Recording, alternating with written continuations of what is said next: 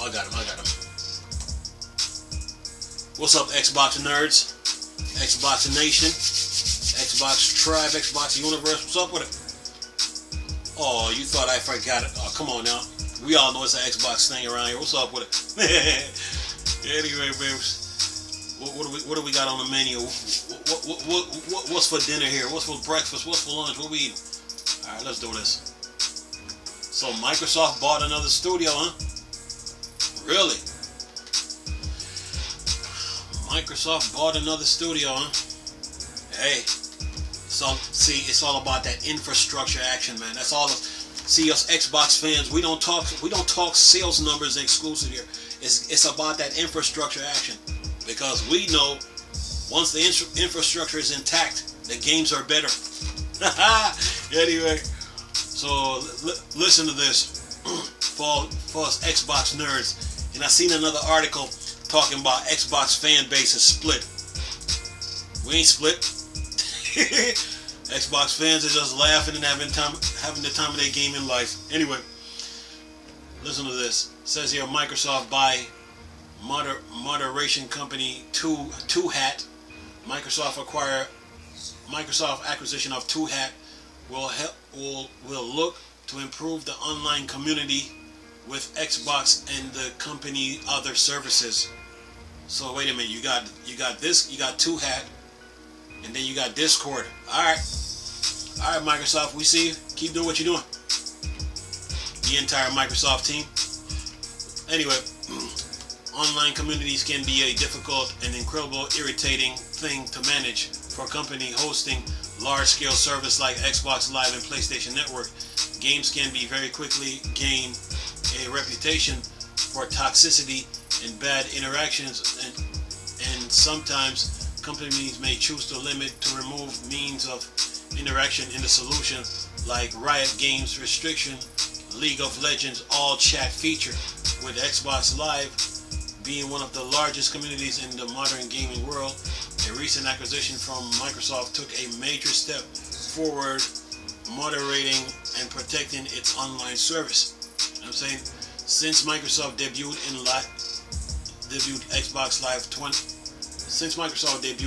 Xbox Live almost 20 years ago in 2002, the online gaming community has brought together Xbox players from around the world and has grown into one of the most well-known names in the industry. The service was revolutionary in its inception as one of the first large-scale online gaming platforms, and Microsoft frequently support its paid subscribers with free games, though through Games with Gold. Now Microsoft has made a major acquisition of a familiar company with the goal of making Xbox Live a better community for everyone. Yeah, that comes down to the players, though. You know what I'm saying?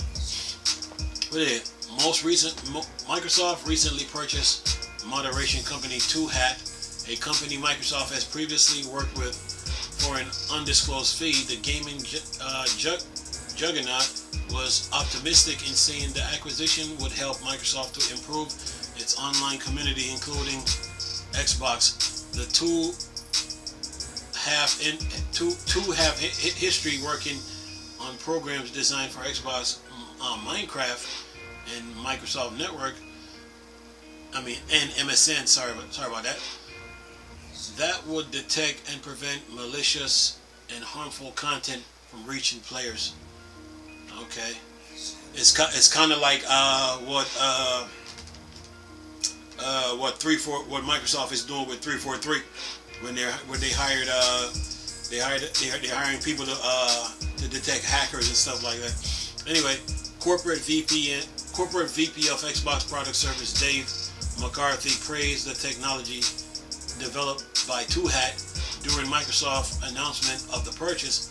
McCarthy paid particular mention of the highly customizable nature of Two Hat system, allowing individual users to decide what they are comfortable with and what they aren't. Microsoft intends to use the partnership with Two Hat to improve the moderation of its online communities going forward, while still allowing for Two Hat to continue to work with its previous clients.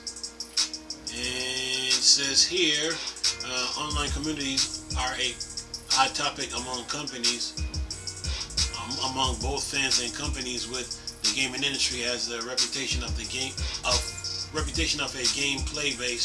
player base can have major impact on both reputation of the games and the well-being of its players. Organizations like Anti-Defamation League expressed their desire to see the ESRB give ratings for toxicity within several online games, and the action of a game fan base can significantly impact its reputation. Microsoft purchase of 2HAT should look to make Xbox Live a safer place for all its players, allowing them to come together through their love for games. And that's the end of the article. So,